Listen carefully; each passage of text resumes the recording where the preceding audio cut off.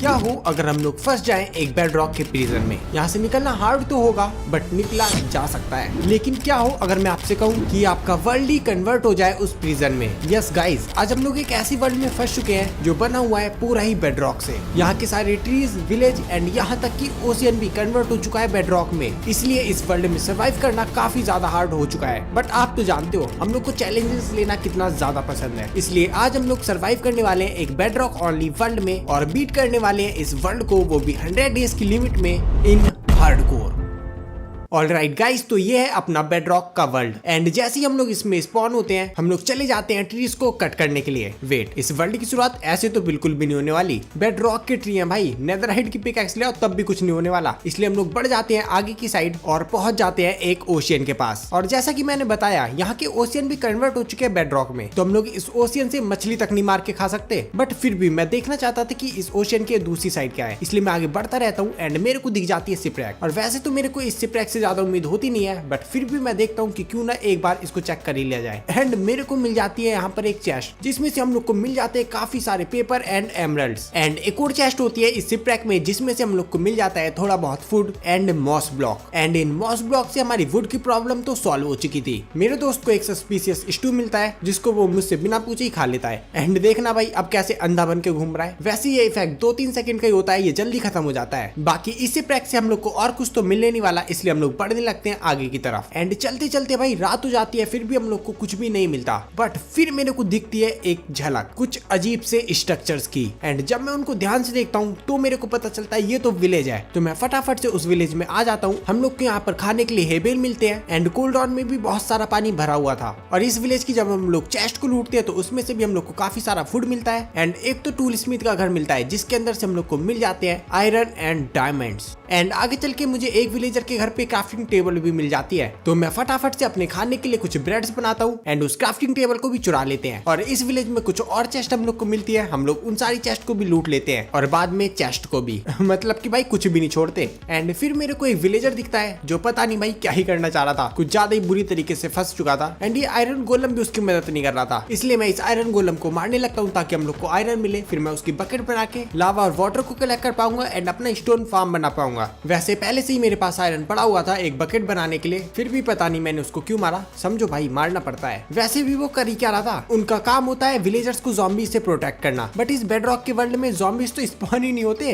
वैसे ये एक्सप्लेनेशन बढ़िया है, शिट मैंने ये पहले क्यों नहीं दिया। बट एनीवेज फिर मैं एक घर ढूंढता हूँ एंड वहां पर चेस्ट प्लेस करके उसको अपना बना लेता हूँ और फिर चला जाता हूँ वुड का इंतजाम करने के लिए। मेरे पास जितनी मॉस ब्लॉक होती है मैं उसको प्लेस कर देता हूँ। एंड मेरे को सैपलिंग भी मिली थी इस विलेज से ही, तो मैं उसको भी लगा देता हूँ ग्रो होने के लिए। एंड जब तक वो ट्री ग्रो हो रहा होता है उतनी देर में मैं अपने लिए वाटर बकेट बनाता हूँ एंड कुछ पिग्स को कैरेट का लालच देकर ले आता हूँ अपने विलेज में एंड उनको ब्रीड करा देता हूँ। एंड अब इनकी एक फैमिली बन चुकी थी तो इनको सेफ रखना काफी ज्यादा जरूरी है, इसलिए मैं इनको बेड रॉक वाले सेफ हाउस में रख देता हूँ। कोई कमेंट में ये मत लिखना कि मैंने अपने खाने का इंतजाम करा है। बाकी अभी भी हमारे ट्रीज ग्रो नहीं हुए थे तो मैं सोचता हूँ कि क्यों ना इतनी देर में अपने लिए एक स्टोन का फार्म बना लिया जाए। एंड फिर मेरे को पता चलता है हम लोग को स्टोन का फार्म बनाने के लिए लावा और वाटर तो मिल जाएगा बट स्टोन ही नहीं मिलेगा। बट फिर भी मैं जैसे तैसे जुगाड़ लगाकर लावा से कुछ स्टोन्स तो बना लेता हूँ। बट मेरे पास तो भाई इनको माइन करने के लिए पिकैक्स भी नहीं है एंड उसके लिए हम लोग को वुड चाहिए होगी। इसलिए हम लोग का नेक्स्ट टारगेट होता है कि हम लोग जल्दी से जल्दी वुड ग्रो करें और उसके लिए हम लोग को चाहिए होगा बोन मील। तो हमारी वीट जितनी भी ग्रो हो चुकी थी मैं उसको हार्वेस्ट करता हूँ एंड उसका बनाने लगता हूँ बोन मील। एंड जैसे तैसे हम लोग एक बोन मील को कलेक्ट करते हैं बट हमारा ट्री ग्रो नहीं हो पाता। फिर हम लोग को जो वीट मिली थी हम लोग उसका भी बोन मील बनाते हैं एंड इस बार मेरा दोस्त एक मस्त वाला मंत्र मारता है एंड इस बार भी ट्री ग्रो नहीं होता। फिर हम लोग दूसरे वाले फार्म से सारे पोटैटो निकालते हैं एंड इनका भी बोन मील बना लेते हैं और वो वाला बोन मील भी मेरा दोस्त ले लेता है, कहता है भाई इस बार अच्छा मंत्र सीख के आया हूँ। एंड फिर जब ये बोन मील करता है, कोई नहीं भाई फर्स्ट ट्राई होगा लेकिन सेकंड ट्राई भाई इसका सेकंड ट्राई में भी ग्रो नहीं होता। फिर ये समझ जाता है इसके साथ क्या होने वाला है बट भागने के बाद भी इसके साथ वो होकर रहता है। बाकी फिर हम लोग कुछ और बोन मील कलेक्ट करते हैं एंड इस बार तो मैं भी ट्राई करता हूँ बट ये ट्री ग्रो ही नहीं हो रहा था। बट फिर फाइनली थोड़ी देर के बाद ये अपने आप ही ग्रो हो जाता है और इसे देखने के बाद भाई हम लोग काफी ज्यादा खुश होते हैं। तो हम लोग फटाफट से यहाँ के सारे लॉग्स को भी निकाल लेते हैं एंड अपने पास वुड आ चुकी थी तो मैं फटाफट से उससे स्टिक्स बनाता हूँ एंड क्राफ्ट कर लेता हूँ अपने लिए एक आयरन पिकैक्स, क्योंकि अभी हमारे पास वुड इतनी होती नहीं है और मैं उसको बर्बाद नहीं करना चाहता। हाँ वैसे होता तो मेरे पास आयरन का फार्म भी नहीं है, बट पता नहीं भाई मैं ही क्यों ही करता हूँ। बट एनीवेज फिर हम लोग आ जाते हैं स्टोन्स को माइन करने के लिए एंड जितना भी मैंने स्टोन बनाया होता है मैं उस सबको माइन कर लेता हूँ। एंड अब अपने पास इतना स्टोन तो आ ही चुका था कि हम लोग उससे अपने लिए एक स्टोन फार्म बनाए, तो मैं फटाफट से एक स्टोन फार्म बना लेता हूँ। एंड ये स्टोन फार्म भाई काफी बढ़िया तरीके से भी वर्क कर रहा था। हम लोग यहाँ पर AFK करके काफी सारे स्टोन कलेक्ट कर सकते हैं। वेट, मैं अपने दोस्त को दे देता हूँ पिकैक्स ताकि वो स्टोन कलेक्ट करे एंड मैं चला जाता हूँ कुछ इंपॉर्टेंट काम करने के लिए,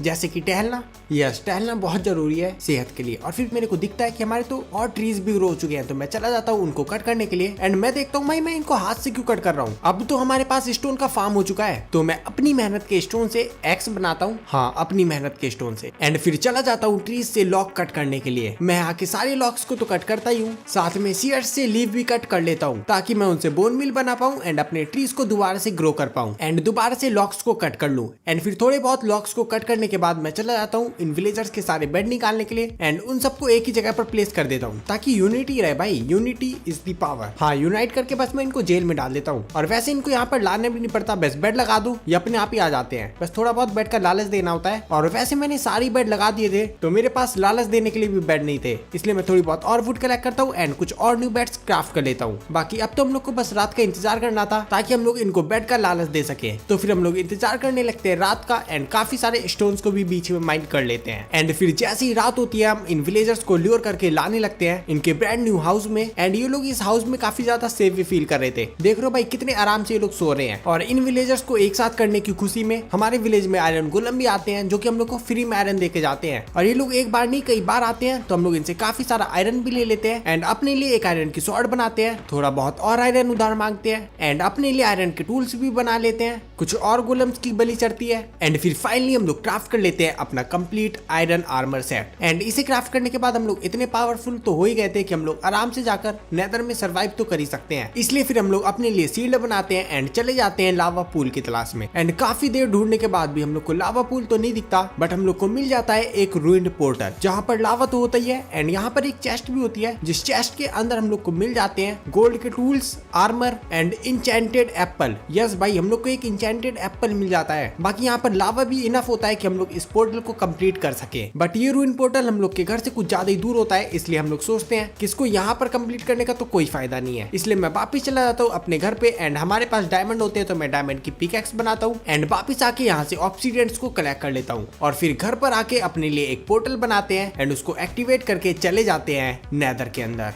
एंड नेदर के अंदर भाई अभी मेरे को किसी से लड़ाई नहीं करनी, इसलिए मैं चुपचाप आकर ग्रेवल कलेक्ट करता हूँ, काफी सारी ग्रेवल कलेक्ट करता हूँ एंड फिर ओवरवर्ल्ड में आके ग्रेवल की मदद से डूब करने लगता हूँ डर्ट को। मैं ऐसे काफी सारी डर्ट कलेक्ट करता हूँ एंड काफी सारी डर्ट होने के बाद मैं बनाने लगता हूँ अपने लिए एक फूड फार्म। वहां पर हम लोग पोटैटो प्लांट करते हैं एंड कंप्लीट कर लेते हैं अपने फूड फार्म को। एंड फूड फार्म बनाने के बाद हम लोग के पास काफी सारी डर्ट बच भी जाती है, तो मैं उस डर्ट से ट्री ग्रो करने के लिए भी एक एरिया बना लेता हूँ। और मेरे को नेक्स्ट बिल्ड के लिए स्टोन चाहिए था, तो मैं सोचता हूँ क्यों ना अपने स्टोन फार्म को ही अपग्रेड कर लिया जाए। तो मैं चेस्ट क्राफ्ट करता हूँ, हॉपर क्राफ्ट करता हूँ एंड फिर चला जाता हूँ अपने स्टोन फार्म को अपग्रेड करने के लिए। और ये फार्म हमारा 2 ही मिनट में अपग्रेड हो भी जाता है एंड ये वर्क भी बहुत बढ़िया तरीके से करता है। हम दोनों लोग ही यहाँ पर एक बार में AFK कर सकते हैं, जो कि हम लोग करते भी हैं एंड काफी सारे कॉबल स्टोन को भी माइन कर लेते हैं। और इनको स्टोन में कन्वर्ट करने के लिए मैं लावा कलेक्ट करता हूँ एंड लगा देता हूँ इन सारे कॉबल स्टोन को स्मेल्टिंग के लिए। और जब तक वो कॉबल स्टोन स्मेल्ट हो रहे हैं तब तक मैं सोचता हूँ कि क्यों ना क्वार्ट्ज ब्लॉक कलेक्ट कर लिए जाए। तो मैं आ जाता हूँ नेदर में क्वार्ट्ज को माइन करने के लिए। मैं काफी सारे क्वार्ट्ज माइन करता हूँ और क्वार्ट्ज माइन करते करते मैं इतना नीचे आ जाता हूँ, मेरे को भाई एशियन डेब्रिस मिल जाते हैं, और वो भी एक नहीं पूरे के पूरे 8। मैं उन सबको भी माइन कर लेता हूँ एंड मेरे को ब्लैक स्टोन की भी जरूरत होती है, तो मैं ब्लैक स्टोन भी माइन कर लेता हूँ एंड फिर वापस ओवरवर्ल्ड में आके स्टार्ट कर देता हूँ अपने विलेजर्स के लिए विलेजर ट्रेडिंग हॉल बनाना।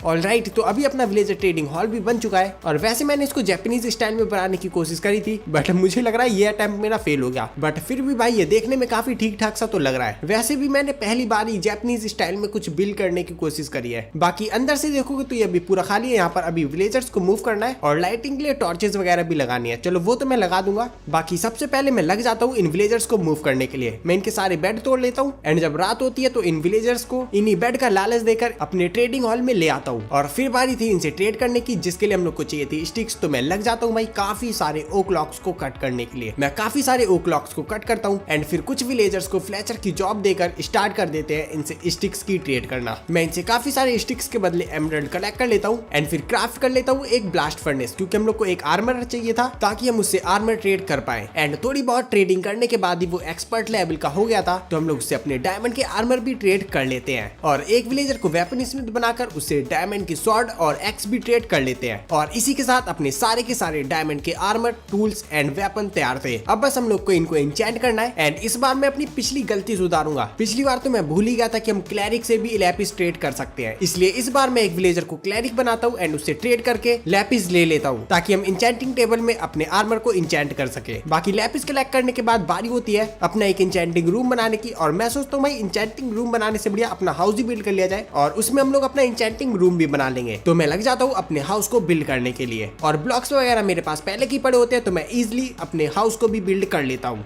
ऑलराइट गाइस, तो अभी अपना घर तो बनकर तैयार हो गया है, बट अभी ये सिर्फ बेसिक स्ट्रक्चर है, क्योंकि इसे कंप्लीट करने के लिए हम लोग को ग्लास चाहिए होंगे, लैंटर्न चाहिए होगी और इंचेंटिंग रूम बनाने के लिए बुक शेल्फ भी। बट ये तीनों ही चीज हम लोग को एक लाइब्रेरियन दे सकता है, इसलिए मैं लाइब्रेरियन के लिए बनाने लगता हूँ लैंटर्न और उसे क्राफ्ट करने के लिए बुक्स चाहिए होंगी, जिसके लिए पेपर मेरे पास पहले से ही होता है। मैं थोड़ा बहुत लेदर कलेक्ट करता हूँ एंड क्राफ्ट कर लेता हूँ एक लैंटर्न एंड उस लैंटर्न से एक विलेजर को लाइब्रेरियन की जॉब देकर उसे काफी सारी बुक शेल्फ ट्रेड करता हूँ एंड उस बुक शेल्फ से बना लेता हूँ और भी कई सारी लैंटर्न। अब हम जितने भी चाहे उतनी विलेजर को बना सकते हैं लाइब्रेरियन, बट मेरे को तो पहली बार में मैंडिंग मिल जाती है और उसी को अपग्रेड करने से हम लोग को लैंटर्न भी मिल जाती है एंड जो दूसरा वाला विलेजर होता है उससे हम लोग ग्लास ट्रेड कर लेते हैं। बाकी इंचेंटिंग रूम बनाने के लिए हमारे पास बुक शेल्फ तो आ गई थी, बट इंचेंटिंग टेबल बनाने के लिए हमारे पास डायमंड की कमी हो जाती है, इसलिए मैं आ जाता हूँ नेदर में एक फोर्ट्रेस को ढूंढने के लिए और थोड़ी देर बाद मेरे को वो मिल भी जाता है और जैसे हम लोग उसमें एंट्री लेते हैं तो हमारे स्वागत के लिए मिल जाती है हम लोग को ब्लेजेस। वैसे तो मैं इन लोग को मारना नहीं चाहता था, बट ये लोग मेरे रास्ते में आ जाते हैं तो मेरे को इन लोग को मारना पड़ता है एंड मेरे को एक ही बार में ब्लेज रॉड भी मिल जाती है। बाकी थोड़ा बहुत इस फोर्ट्रेस को सर्च करने के बाद हम लोग को चेस्ट मिलती है एंड चेस्ट में भाई हम लोग को डायमंड भी मिल जाते हैं और एक चेस्ट नहीं बल्कि मेरे को एक और चेस्ट मिलती है, उसके अंदर भी डायमंड मिलते हैं और इससे ज्यादा डायमंड मेरे को चाहिए नहीं होते, इसलिए मैं उस फोर्ट्रेस से भी निकल आता हूँ और वापिस अपने घर पर आकर क्राफ्ट करता हूँ इंचेंटिंग टेबल और फिर स्टार्ट कर देते हैं उसमें अपने आर्मर को इंचेंट करने के लिए। और मेरे को भाई काफी सही से इंचेंटमेंट मिल रही होती है, तो मैं अपने पूरे आर्मर और टूल्स को ही इंचेंट कर लेता हूँ और मैंने मैंडिंग की बुक भी ट्रेड करी थी, तो मैं उनको भी अपने टूल्स और आर्मर पर लगा लेता हूँ एंड इसी के साथ अपने डायमंड का प्रोटेक्शन 4 वाला आर्मर भी तैयार हो चुका था। बट अभी भी इस वर्ल्ड में एक ऐसी प्रॉब्लम है जिसको हम लोगों ने सॉल्व नहीं करा था, जो कि है हमारे फूड की प्रॉब्लम। अभी भी भाई हम पोटैटो खा रहे हैं, इसलिए मैं सोचता हूँ कि हम लोग को जल्दी से जल्दी एनिमल फार्म बिल्ड करना होगा, जिसके लिए हम लोग को कुछ रिसोर्स कलेक्ट करने होंगे। तो मैं चला जाता हूँ ट्रीज को कट करने के लिए। मैं काफी सारे ट्रीज कट करता हूँ एंड फिर फाइनली अपने एनिमल फार्म को भी बिल्ड कर लेते हैं।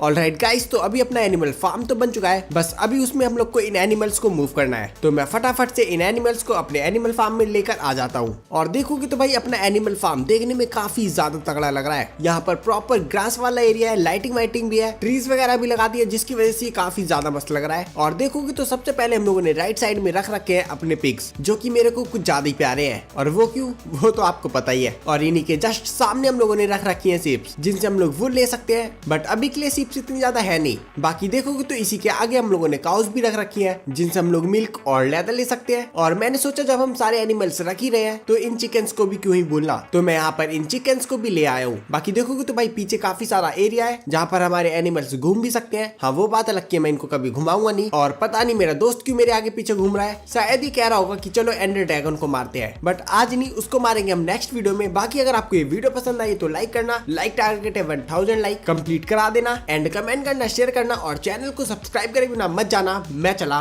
बाय।